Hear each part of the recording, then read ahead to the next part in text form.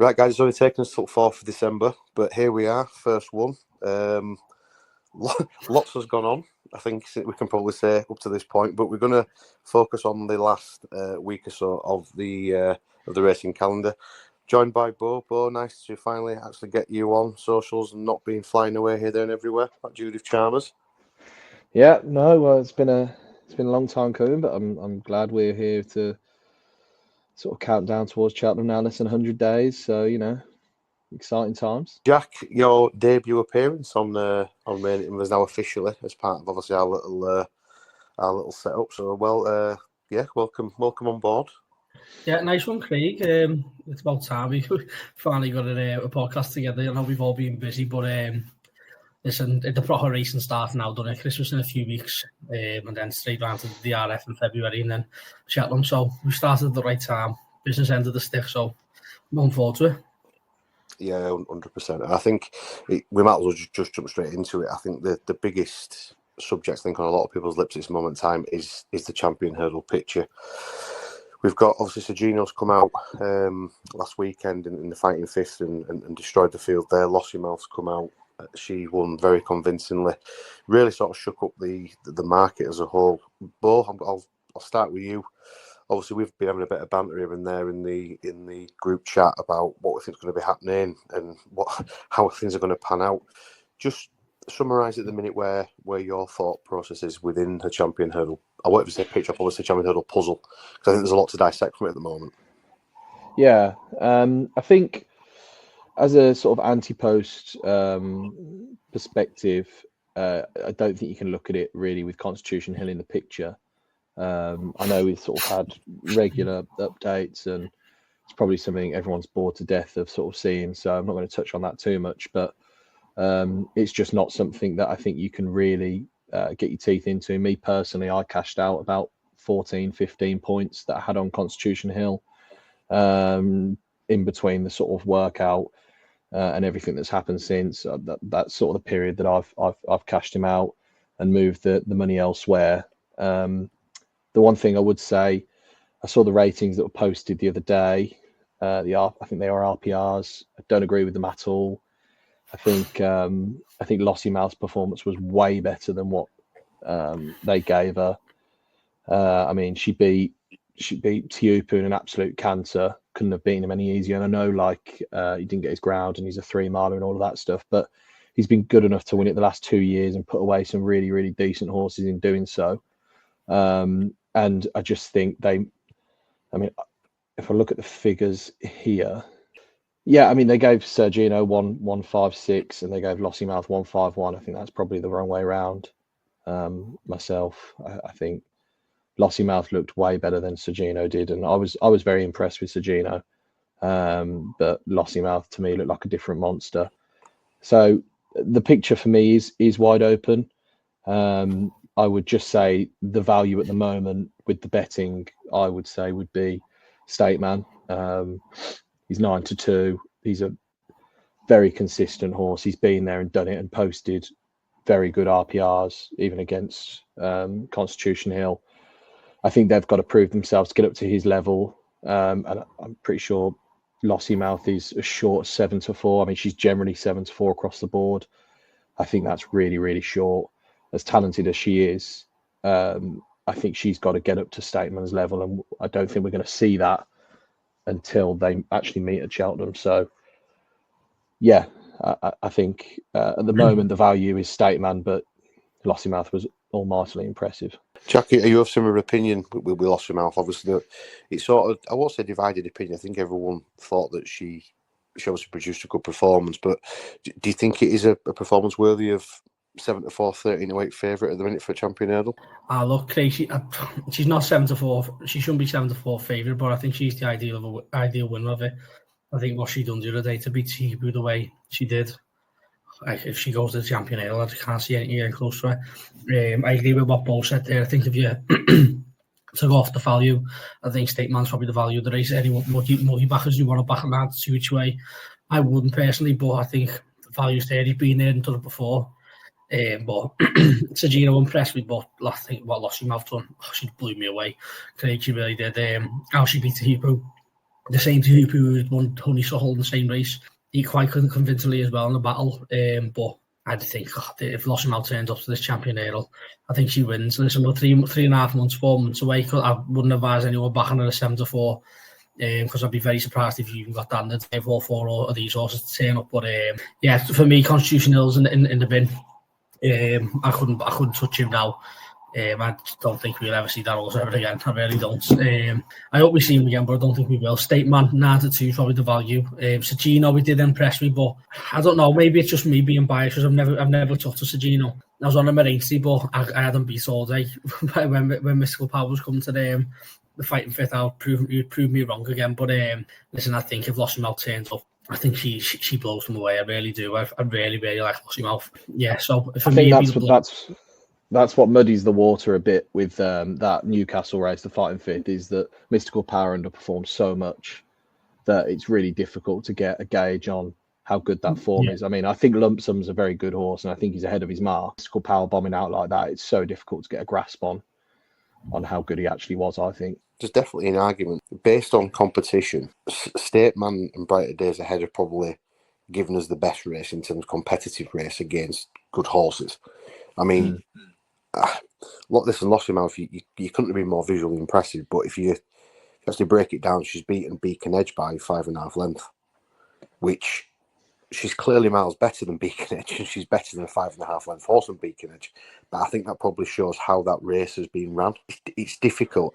I agree with you guys. I think if anybody's backing her at 7-4, I think you're mental. Again, I think Stateman is the value at the minute at 9-2. If Stateman and Bright Days Ahead was to run again, I think Stateman would go past her. I think he'd be fitter. I think he'd be sharper. Yeah. There's no two ways around. So if they do match up again at Christmas, I think there's only one winner there. We won't touch it too much. The Constitution Hill is the only horse that I think does anything to this particular market.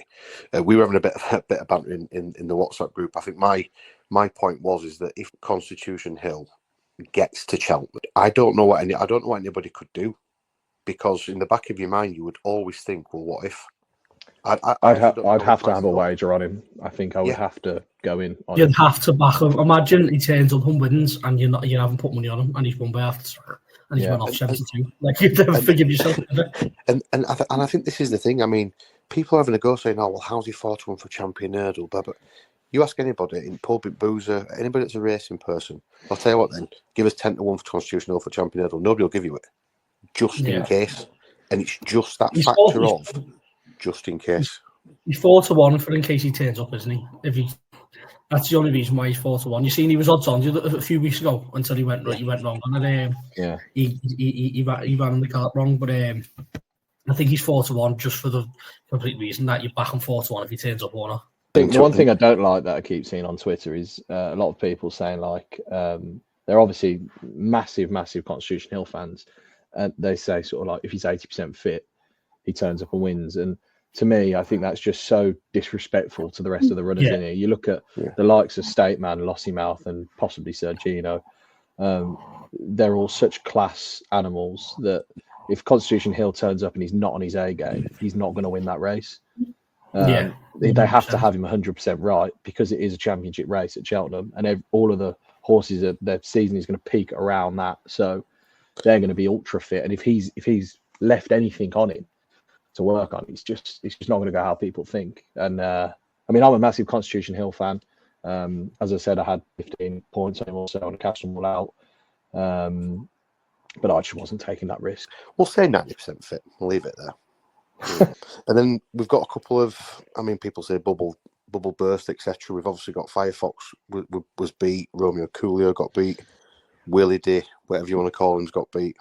I can't do the accents because I'm from Yorkshire, so I don't even try. But you know which one I'm on about. The French Willie. We'll call it the French Willie. Houlier, I think. Is that how you say it? The Houlier.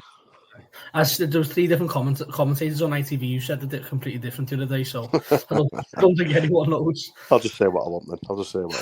But Jack, we'll start with you. Obviously, out of those 3, which one disappointed you the most? The one that disappointed me the most was probably Firefox. I've never talked to Romeo Coolio. The most disappointing one was Firefox for sure. I really liked that. Really like Firefox. I thought he was he stand a solid chance in an article. I'm not saying he doesn't now, but totally to turn him over. And it's a bit worrying that Joe Gordon hasn't come out and said anything different or said something went wrong. So I'm a bit like, unless I've missed something. But Willie the Hoolier, or whatever you want to say, I didn't really quite get the hype. Listen, it happened to Vauban when he won the Triumph. He come out and got beat, didn't he? And there was a big massive thing about him coming and having to go and win the Triumph, and he got beat. I think he just had like 20-1, and then he won again, and then absolutely bolted up at 5-2 for the Triumph. So it has been done before with those colours, and especially with Willie Mullen. So anyone who's on him for the Triumph, and I'm not on him, I wouldn't give up on him. But you'd be a tad disappointed, wouldn't you? But Firefox, I was really disappointed. I expected him to blow them away and win them easy, but I was wrong. So yeah, not much on Romeo Coolio and Willie, but Firefox a disappointment for me. And both, obviously, I mean, Willie de Huel's now at 14-1, I think, for the Triumph. I mean, is that something that you would maybe try and put back into your book if you're an anti-post? But I know that's something you'd obviously try and devise books for the races. Would he be someone you try and get back in there now with it being 14-1, given, like Jack's saying there, about the sort of what happened with Vauban and other horses like that? I think it depends on which side of the fence. Horses like this come out every year, and they're very divisive. They sort of people steam into them in the anti-post markets, and they sort of crash in price, and everyone's saying how ridiculous their price is, and it absolutely was ridiculous. His price, 5-6 to 1 or something for the Triumph, hasn't even run over here, and it was absolutely stupid. So that sort of ruffles a few feathers, and then you're either on one side of the fence, you're on the side that you look at all through his form, and you decide to yourself, no, he's not got a chance, and you just stick by that. But I was kind of on the other side. I thought he was an interesting recruit for Willie Mullins. I don't think he ran that much of a bad race. I think the odds that, what was the SP, something like 1-4? I thought that was ridiculous. And it just looked to me like it turned into a bit of a sprint, and he's had a good old blow, probably at the wrong time, and he's just been beaten by possibly the faster horse at the time. But that horse did have race fitness on his side, and I would imagine that the O'Brien yard were probably a little bit miffed that he pulled his way to the front, because that might have been their Boodles horse this season. I mean, it could well still be, but obviously winning connections as last year. So he'll be an interesting one to keep in your diary. But I think he's probably a very decent horse, and Willie's not been beaten that far. And as you say, happened with Vauban. I'm not sure if Willies are sort of fully ready to go at the moment, so he might have just needed that. So yeah, 14-1. Maybe I'd be looking to go back in there, but the one that I was probably most disappointed with, or left sort of scratching my head, was Firefox. I think the horses in there are decent. Croke Park obviously came with a big reputation, the winner, but everyone sort of thought he was maybe a bit of a boat. Heartwood is a very sort of consistent horse, I'd say, a very good horse. But the one thing I would say about him is, to me, he's looked a 2-miler. It looked like it turned into a sprint, and he just couldn't win. He jumped well. I just don't really see how. I just don't think he's good enough. I don't really see there was any excuses for him. Romeo Coolio, I think he's probably wants a bit further. But I'd be surprised if he was figuring anything at Cheltenham, to be honest. Just to point out, I think Gavin Lynch made a point of it as well, that the winner of the Royal Bond, Tunterveta, he obviously isn't eligible for the Supreme. So anybody that is having a look at that, obviously please don't, because he's not eligible for the Supreme. I think one thing, I mean, people might think I'm being a bit overcritical and being a bit harsh here, but I do think if Jack Kennedy had been on board both Romeo Coolio and Firefox, I think they might have both been a little bit closer. And that's not going to go at Sam Ewing by no stretch of the imagination, but I think it's tough for a young lad to go on these type of horses straight away. Probably never really been on them before in these sort of races.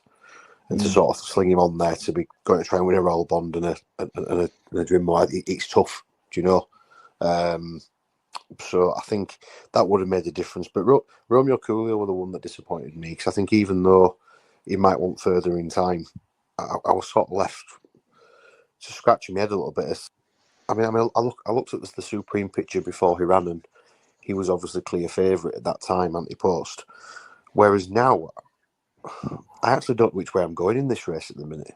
I don't know why. Sorry, Craig. I don't know why anyone thought he'd be a Supreme horse anyway. He's too slow for a Supreme. I said that after his bumper run. I just don't think he's a 2-miler at all anyway. Like, he was done for speed in that champion bumper. Yeah, he was done for speed, and he was a length or two in front, and was done for speed by Jasmine Defoe. Like, I don't know how people were tipping him off or like backing him for a Supreme. I backed him after the champion bumper for the Ballymore, well, whatever it's called now, because I just couldn't see him how he was a Supreme horse, and again, it proven again on Saturday where he was going for pace again. Yeah, the one thing I would say about it is if you swap yards and Willie Mullins' #1 Ballymore hope, he probably would have won that. The classic probably saw him through, wouldn't it? Yeah, exactly. Like you look at the likes of Imperial Pass and Ballyburn that he's had in recent years, to name a couple. I think they probably would have won that race, wouldn't they? Yeah, it's a fair point. It's a fair point, which actually leads us on nicely to like the horses that the stock's risen over the last week or so, and we'll start with Imperial Pass. I jumped the gun a little bit because on first impression when I actually watched the race, I wasn't overly impressed. I thought it was in trouble as he was coming round the top bend at one point, and I thought this don't look good. And obviously then he went away and he won fairly easily. When I watched it back, he sprints away in the last two furlongs, and actually, to be honest with you, when I looked at some of the times in that, as one of the quickest on the card between the last sort of two fences. So I think that was over 2 mile 5 furlong, wasn't it? So, Bo, I'll start with you. I know you like the horse as well. Firstly, I suppose a double part question. Firstly, where do you think the horse is going to be long term? Is it going to be more of a staying type, or is it going to be more of a 2-miler, or is he going to be one of these horses where Willie actually looks after him and just runs him over 2.5, and we see him more at Punchestown and Aintree rather than at a Cheltenham Festival? I think he's a stayer. I think so. I think he could be a 3-miler. He was running over sort of 2.5 miles over hurdles at the back end of last season. See no reason why he couldn't stay. I mean, what was it, 2 mile 5 the other day? So an extra 3 furlongs or so and go to a Browns. But I'm talking through my pocket because that's where I've backed him.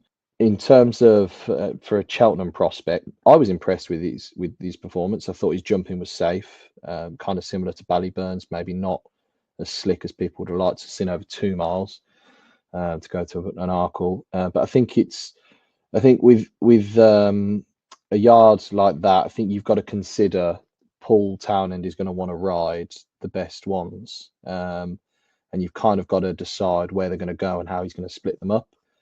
I wouldn't actually be surprised if this 2.5 mile handicap that they've added to the festival, the novice, was quite a condensed handicap, and therefore you did have some classy horses going there. So the likes of an Imperial Pass, I mean, might fit into that bracket. He's already mooted the point that he could swerve Cheltenham because they've taken the 2.5 mile race out. I suppose it just depends on how classy he is throughout the season and if they want to drop to a handicap rather than a graded race. But it's Cheltenham after all, isn't it?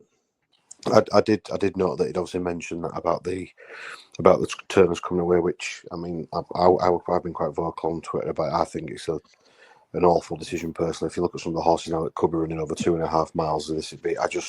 Can you imagine some of the 2.5 mile novices that we could have in this turners this year? Seriously, like it'd be absolutely class. Yeah, it would be class. It would be class, but I think it's also quite fun to try and decide. The likes of Willie Mullins, he's got like 10 novices that are fantastic, trying to work out what's going to happen there. And I mean, the proof will be in the pudding, won't it? Because if he decides to only actually run 3 in the novice races and keep another 7 at home that we all wanted to see, then maybe it wasn't a great idea. But I hope he does. But anyway. Jack, we'll move on to Caldwell Potter. Caldwell Potter, he ran up at Carlisle over 2 miles. Did jump a little bit out to his left, but not enough to really sort of give him any sort of problems at all. Harry Cobden never looked in trouble at all, and I'm quite excited to see where he goes next with this one. And he did jump out to his left a touch, didn't he? He done nicely enough. He made an error, and I like the way he quickens up and it made him enter that at an absolute pink. I've never seen a novice jump that day. I think it was the third or fourth. I've never seen a novice jump so well in my life. I had one of those fences after another, but he wouldn't be my idea of an RSA winner just yet. But listen, he's done everything correctly so far. He's definitely on my books anyway. But I'd just like to see it one more time. Maybe if he comes, I'm trying to think where he's going on. Maybe I haven't looked at the entities that much, but I think. I think Harry Cobden mentioned afterwards that he could more than easily stay at 2 if they wanted him to do at this moment in time. He has still got the pace for 2. I think long term they'll probably see him as more of a staying time, but he did say that he has got the pace for 2. Maybe another one for Turner's bow, but anyway. I wouldn't have him as 2 mile. Like I would never back him for a 2 mile. He's nowhere near good enough. He hasn't got the speed. I don't think I'd Cobden saying he has, but I don't think he has personally. I think he's 3 mile. Yeah, I think the one thing that probably won't harm him is he probably won't shock me if they maybe stay at 2 miles again for his next race, just to give him some experience with his jumping, a bit more of a pace for going forwards. Like I say, he has got a tendency just ever so slightly left. But I mean, if anyone has any time, the best thing you can do is, on the back listening to this, just go watch the race on Racing Replay. I think it's on Racing TV. Just watch him jump and approach the first fence. It's absolutely fantastic. Like, the set off, right? I think it's about second or third, and he just takes off. Just literally just runs, goes berserk, and just absolutely just leaps the first. Like, he's like, yeah, here we go. This is what I'm designed to do. It's honestly, it's classic. Please go and go. And then there's a fence at the back straight. I think it's 3 or 4 out, and he fucking runs through it. And I'm like, oh my god, he jumps so well. Having the first, and then he just speeds up. I've never seen a novice jump.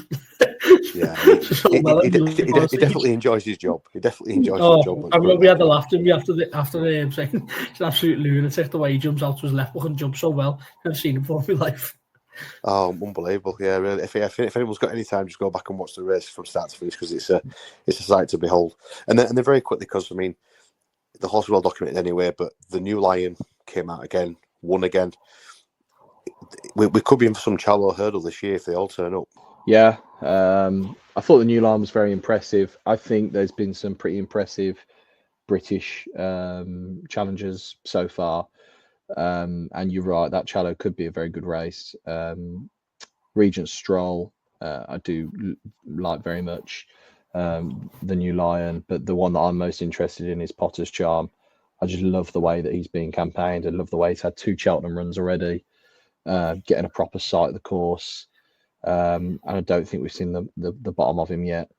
I think he's going to be a magnificent horse, and I would think that he would take a lot of beating in the Charlo. And I think he's probably a decent enough bet for the Turner's Novice Hurdle, to be honest, because he's got that course form. He's seen the course a couple of times now, and I think he's about 20-1, something like that. Yeah, I think just looking at the Turner's Novice Hurdle, I mean, we're going to be talking anti-post anyway, so we'll just overlap these two anyway. Potter's Charm's currently 18-1 for the Turner's Novices. The new Lions at 16-1. Regent Stroll 25. Jasmine DeVoe's still in there at 12-1 favourite, but I think, as we mentioned the other day, but it might be worth bringing it up now. You could have got. I'm going to just quickly double check now while I'm on it. Well, you're actually going to spoil my thunder, because that was going to be my anti-post tip. Let's go. Jumping now, because I think it's a great shout. Is this for one? Yeah. So Jasmine DeVoe, you can currently back 25-1 for the Supreme in one place, 20-1 in another. And to me, I just think that's absolutely bonkers. The favourite is 7-1. A horse I do like, and when we were there, when we were at Close Sutton, they hid no feelings about how they thought about him. But Jasmine DeVoe's been to the course. He won over 2 miles. And I know a lot of people said he won by outstaying everything. I actually thought he outsped everything, coming wide on the outside. Paddy on the steel, just sped past Romeo Coolio and Jalon Dudery. I thought it was really taking. And I mean, they're going to start him at 2 miles. That's what Willie Mullins does. He starts his top novices at 2 miles. And if this horse isn't beaten over 2 miles, there is no reason for him to go up in trip, really, unless he's sort of falling in and maybe looks like he needs a bit further, go slower pace. But if he just keeps winning at 2 miles, which I think is very possible that he will, 25-1 is a massive price. And you look at the favourite who, yes, won a maiden hurdle just before the end of the season, an absolute canter. But apart from that, there's not really. I think people are clinging to the Sergino form quite a lot there for him to be 7-1 for a Supreme. I mean, I can't believe the bumper winner is 25-1 and he's 7-1. That's crazy to me. No, I think it's a good chance. I'm pretty certain. Road to Cheltenham also mentioned it as well, but like I say, he's coming out over 2 miles, isn't he? Pretty much imminently as well. Now, well, I think they were saying that he's got an entry on Sunday. I think it is in Navan over 2 miles. So if he gets declared for that, then yeah, brilliant. Jack, anything from your anti-post from over the last sort of week or so that you're throwing in? There's been a few. I will just touch on quickly that the RSA is saying that you were talking about the 3 miles in January, but the RSA is going to be some race in it. The jukebox man, they blew the field away. I think he was. Imagine that in the Turners as well. I should imagine that in the Turners as well. But carry on. Exactly. We were talking about Firefox as well. There, who looks like he needs to step up into.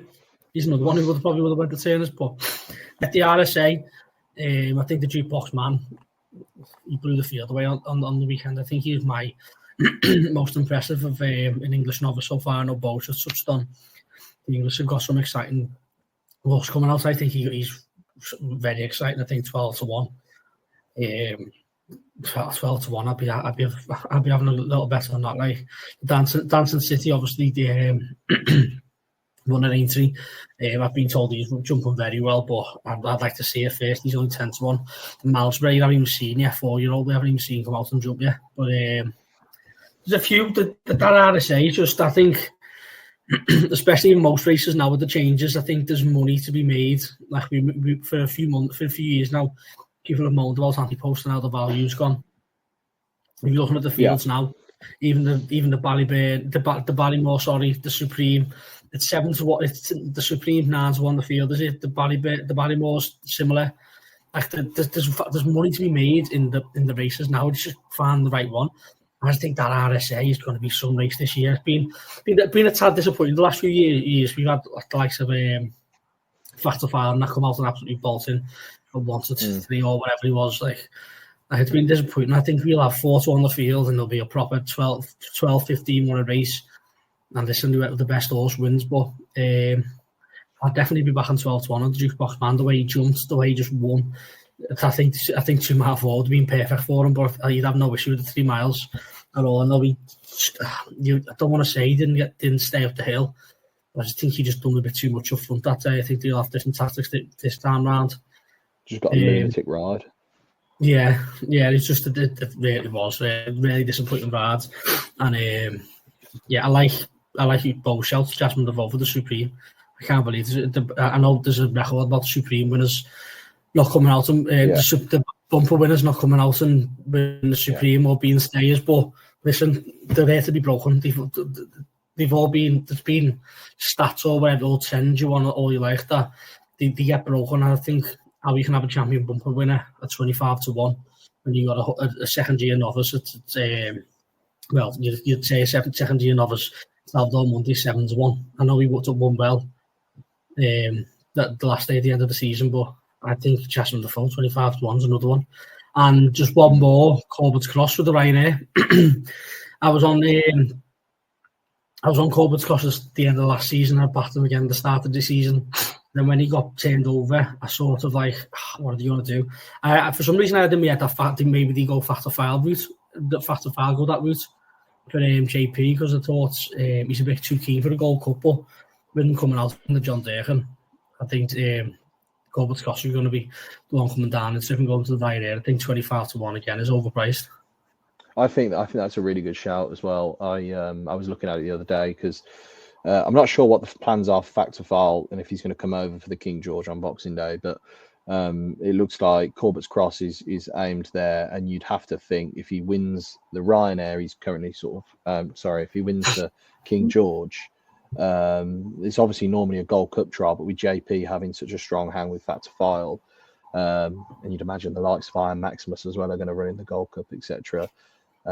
Somebody's going to step down, and I would imagine he would be the perfect candidate to do so. I just had that feeling that if Factor 5 would be, he's keen. He's a keen horse. Thought he might have been a bit too keen for the Gold Cup, but he settled down a lot in the John Deere and he sat in behind the leaders. And the way he won it, I just think he's Gold Cup horse all over. And with him winning, I was sort of hoping he'd win because I think that'll put the nail in the coffin then for Corbett Costa being for the Ryanair. And I think 25-1 won't last, especially after Christmas. And 25-1 will be at least half. When we were at Willie's yard, Paddy said to me that it was like riding an armchair, sitting in Factor File. He said he was just so relaxing and he could just do whatever you wanted him to do, really. Very uncomplicated horse, apparently. Yes, he spoke really well of him, didn't he? Yeah. I have got on a couple for me. One longish shot, but I was looking through the other day, and one horse that jumped out to me, especially now on the back of Lossy Mouth's performance over the weekend. Yeah, Cargazy for the Mares Hurdle is currently sat at 10-1. Now, if you look at Cargazy's record last year, it's really, really highly tried last year. This horse, okay, I was second to Majborough in the Triumph. She went down to Sergino at Aintree. Her form's really good, and I wouldn't be put off just by one horse, even though Brighter Days Ahead, I think, he's obviously a very, very good mare. I think 10-1 for Cargazy could be massive. I think especially if she comes out over Christmas and wins. I think 10-1's one to look at and just keep an eye on. And the other one, and I'm going to have to explain my rationale behind this, but I actually think if anybody likes to have a little bit of a punt and have a little bit of a bet, because listen, we all like the excitement of having these type of bets. I would still be tempted to have a little bit of a wager on Sergino at 8-1 for the Arkle. And listen, it's a risk. I know it's a risk, but the other thing now that's just in the back of my mind is now that Amsterdam came out at the weekend as well, who we haven't actually spoken about, but obviously Amsterdam came out and Willie gave a flourishing report on afterwards. He's now got to step up, obviously, into the open company and race against the graded horses. He can't stay where he is, so he's having to obviously to come up in there. He's been introduced to 20-1 now, Champion Hurdle. I just honestly cannot see Sergino lining up against Stateman and against Amsterdam, and I think both Stateman and Amsterdam will definitely run in the race. And I just can't, for the life of me, understand why the Donnellys would throw 3 darts at a Champion Hurdle. Stateman's definitely going to run, and I don't think they'd have to even really risk Sergino. So I just think 8-1. It could look ridiculous if they do decide to go novice chasing. The only thing is, to anybody that wants to put the bet on at 8-1, and by the way, I'll be following you in, so I'm not just going to talk and just not do it myself. But you'd like to think that he'll be out novice chasing by the end of this month somewhere. He has to be out, which he won't be.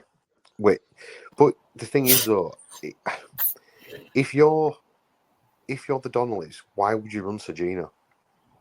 I'm not entirely sure how much it is up to the Donnellys myself. I know it's their horse, but I think they will just go with what the trainers think is right. The Nicky side of things, and if Nicky doesn't have Constitution Hill, then he's going to want something there, and that something is Sergino. I think as well, you've got to remember the horse is so young that they've got a lot of time on their hands. I mean, really, in an ideal world, going chasing with him this year isn't ideal.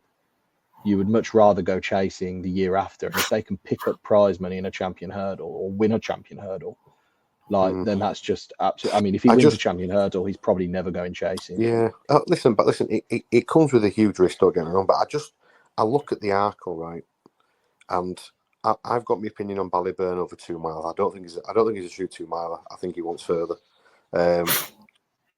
Load of Sud, obviously, he's looked okay, looked well. In the pockets looked okay. Then you go on stuff like Firefox, who disappointed. Majborough's not going to be, you wouldn't have thought, be an Arkle horse. Brighter Days Ahead, 16-1 is going to be hurdling. Daddy Longlegs, that's going to stay hurdling. Slade Steel looks a bit of a dog. So that Arkle is going to be a very, very low runner field, and I don't think there's going to be much for it to beat. I don't think it'd have to beat a lot in that field. Well, that would have the complete opposite effect of what Cheltenham and the Jockey Club wanted it to do, wouldn't it? Because didn't they got rid of the Turners so that the Arkle and the Browns would be a busy race. But The one honestly, thing. If you look at odds checking out which I'm doing now, you've got Ballyburn favourite 9-4. Sergino is actually 8-1 second favourite. Then you've got Lloyd de Sud, yeah, agree, probably Arkle. In the pocket, agree, Arkle. Firefox at 12s could go either way. Then you've got Madgeborough that's looks a stayer all day long. Brighty Deadhead's obviously staying over hurdles. Daddy Longlegs at 20-1's not jumping over a fence. Slade Steel looks like it needs about 9 mile. Look Away, Imperi Pass, down memory lane. Salvatore Mundis at 25-1. Honestly, this Arkle's going to be absolutely garbage again, like it was last year. I'm not sure. I don't agree. I think it'll be a good race. I think if Constitution Hill doesn't turn up, Nicky's going to send him, regardless. He's only a 4-year. Also, he's. I'm pretty sure the last thing I read. I don't keep up to date with the Nicky news that much, but the last thing I read that was he was going to train Sergino for the Christmas hurdle, in case Constitution Hill doesn't get there. Well, that means you're not going to see Sergino over a fence until at least January, and I'd say probably mid-January at that. That's why I'm saying it's a massive risk. All I'm going to say to you is that if for whatever reason you get a post or anything from Nicky Henderson between now and Christmas to say Sergino's going to go over a fence now, that 8-1 is going to become about 2-1 overnight. I'll tell you that for now. I personally think the Arkle is going to be a very good race, and I think you could, even if Sergino went there, I reckon you could get 3-1 on the day. At least. I don't think. It doesn't matter what he's done over fences before. Like, I think you'll get a decent enough price on him, just because I think there is quite a lot in. We'll start this conversation, see what happens between now and Christmas. I like conversations like this. I love opinions, and it's all about opinions. So it's brilliant, absolutely brilliant.